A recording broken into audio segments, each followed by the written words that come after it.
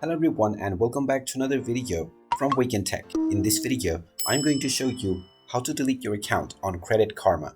So let's get started right away.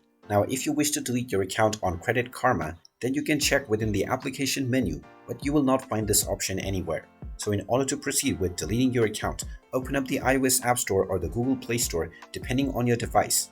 And once you open it up, tap on the search box and type in Credit Karma and start your search. Once you find the Credit Karma application, just tap on it and this will take you into the application page. From this page, just scroll down and you will see App Support. Tap on the drop-down menu and then tap on the email address that you see within. Once you tap on this, you can simply choose your email address application, which will take you into the Email Compose page, where you will be able to send a direct email to the support team. Now, within the subject section, just type in delete my account and then type in within the main body that you don't wish to use your account anymore and you want it to be deleted. Make sure to use the email address that you have used while signing up for your account while sending the email, and then tap on the send button at the top right corner. Once you send your email, just wait for a few days and you will receive a response from the support team. Once you receive this response, just check in within your inbox and follow the instructions in the email, and you will be able to delete your account on Credit Karma. And there you have it. That is how you can go around in order to delete your account